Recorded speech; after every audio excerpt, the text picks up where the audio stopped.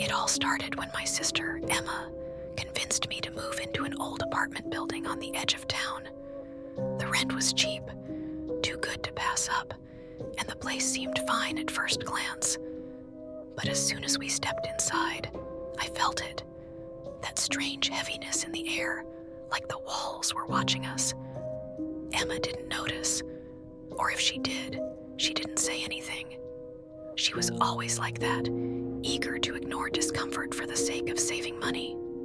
Our unit had 2 bedrooms, a small kitchen, and a narrow hallway with one odd feature, a door at the end that led nowhere. It was painted white, just like the others, but when you opened it, there was only a brick wall behind it. Maybe they planned to expand, Emma said dismissively, shrugging it off. I tried not to dwell on it, but every time I walked past that door, I couldn't shake the feeling that something wasn't right. Things started happening almost immediately. At night, I'd hear faint scratching sounds coming from behind the mysterious door. At first, I thought it might be mice or some other pest, but then I realized the sound wasn't random. It sounded deliberate, like someone running their fingernails along the wood. I mentioned it to Emma, but she laughed it off. Probably just the wind, she said. Still, I decided to investigate. One evening, after everyone else in the building had gone quiet, I grabbed a flashlight and approached the door. I pressed my ear against it, listening carefully. Sure enough, there it was again, the soft, rhythmic scratching. Summoning what little courage I had, I turned the handle and pushed the door open. As usual, there was nothing but a solid brick wall staring back at me. Frustrated, I slammed the door shut and went to bed. That night, I dreamed of cold hands pulling me toward the wall, whispering my name over and over. A few days later, I met Mrs. Harper, an elderly woman who lived down the hall.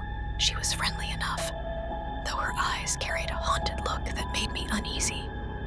During our conversation, I asked her about the building's history. "Oh, this place has its secrets," she said cryptically, glancing around as if afraid someone might overhear. When I pressed her further, she hesitated before speaking. "There used to be another tenant here, a man named Jonathan. He disappeared years ago, right around the time they sealed off that room." "Room?" I echoed, confused. "What room?"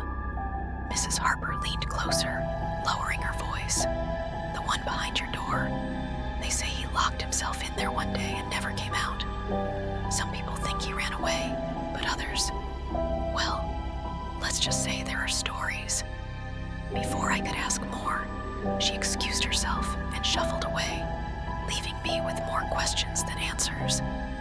That night, curiosity got the better of me. Armed with a screwdriver, I pried open the panel covering the hinges of the mysterious door. Beneath it, I found something unexpected. Faint scratches etched into the plaster. Someone, or something, had been trying to get out. Chills ran down my spine as I traced the marks with my fingers. They weren't random. They formed patterns, almost like words. With trembling hands, I snapped a picture and zoomed in on my phone. To my horror, I could make out fragments of text. "Help. Can't breathe. Let me out." My stomach churned.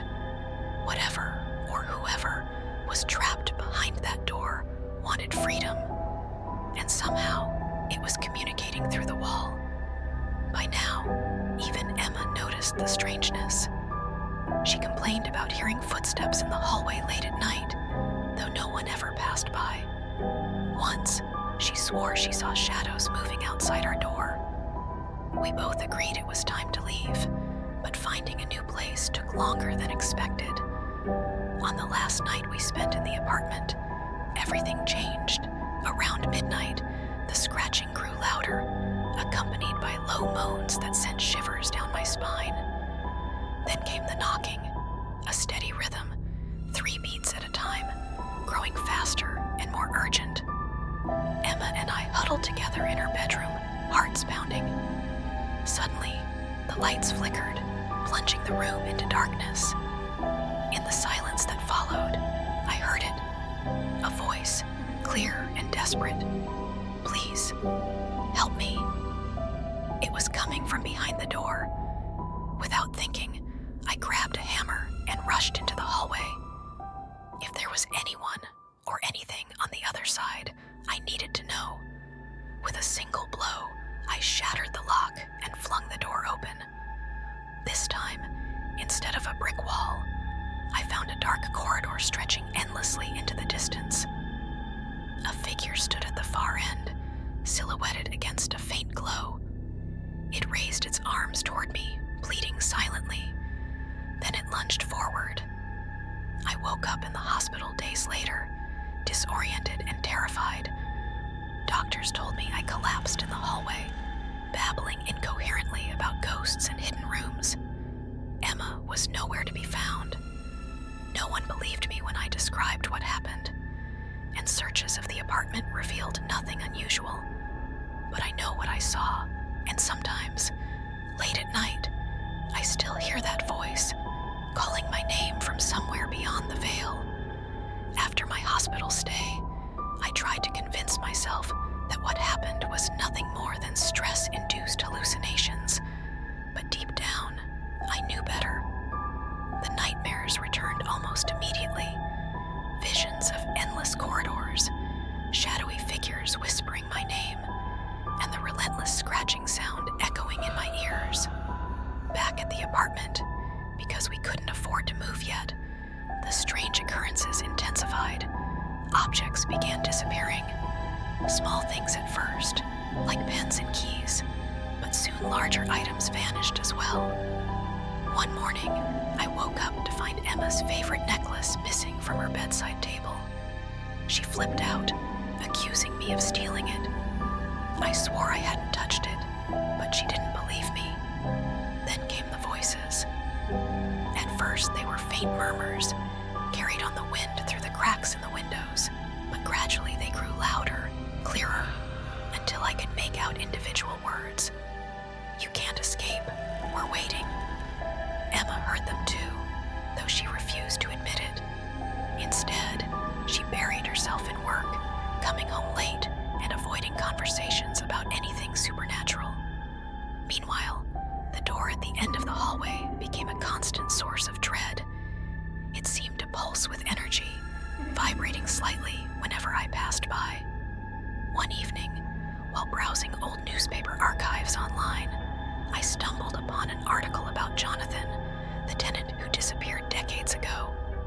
According to the report, he had been a reclusive artist who lived alone in the building. Neighbors described him as eccentric but harmless, until the day he barricaded himself inside his apartment and stopped answering knocks on his door. When authorities finally broke in, they found his studio empty, except for a single canvas propped against the wall. Painted in vivid reds and blacks, it depicted a dark corridor lined with doors, each one marked with cryptic symbols. Beneath the painting, written in shaky handwriting, were the words, "They took everything. Don't let them take you." I printed the article and showed it to Emma.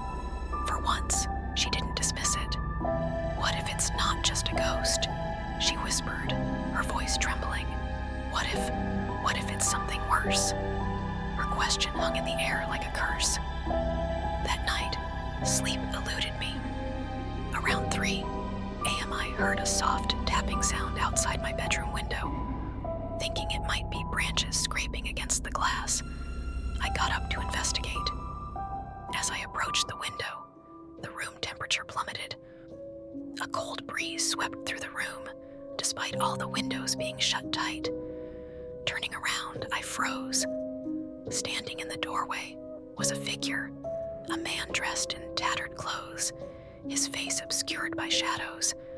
His eyes glowed faintly, like embers in the dark. Before I could scream, he raised a finger to his lips, silencing me. He stepped closer, his presence suffocating. Then, without warning, he dissolved into thin air, leaving behind only the faint scent of mildew and decay.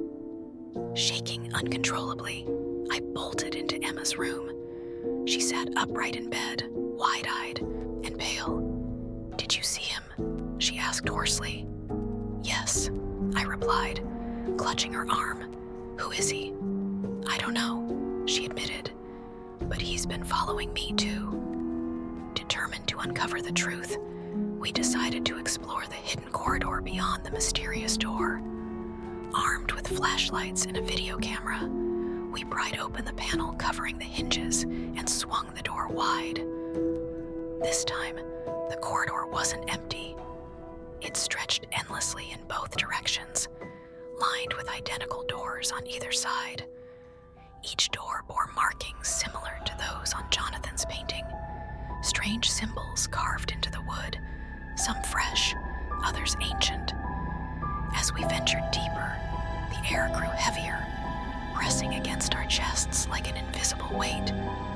Whispers surrounded us, growing louder with every step. Suddenly, Emma stopped dead in her tracks. "Listen," she whispered, pointing to one of the doors. From within came the sound of muffled sobbing. Without hesitation, she reached for the handle, but I grabbed her wrist. "No," I said firmly. "Whatever's in there, it's not human." Before I could stop her, she yanked open the door. Inside was a small, dimly lit room containing a single chair. Bound to the chair was a woman, her face gaunt and hollow, her hair matted with blood. She looked directly at us, her mouth moving silently. Then, with a sickening crack, her neck twisted unnaturally and she collapsed forward. We fled back toward the entrance, hearts pounding. But when we reached the end of the corridor, the door was gone. In its place stood the Shadow Man, blocking our escape. With no other choice, we ran in the opposite direction, hoping to find another exit. The corridor seemed to stretch infinitely, twisting and turning as if alive. Doors slammed shut behind us, cutting off our retreat. The whispers turned into screams, reverberating through the space like thunder. Finally, we stumbled into a large chamber filled with paintings, dozens of them, all depicting the same dark corridor.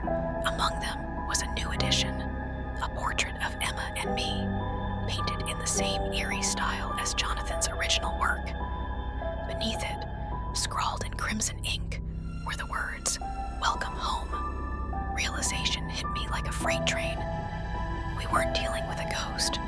We were trapped in a realm created by the entity that consumed Jonathan and countless others before him. And now, it wanted us.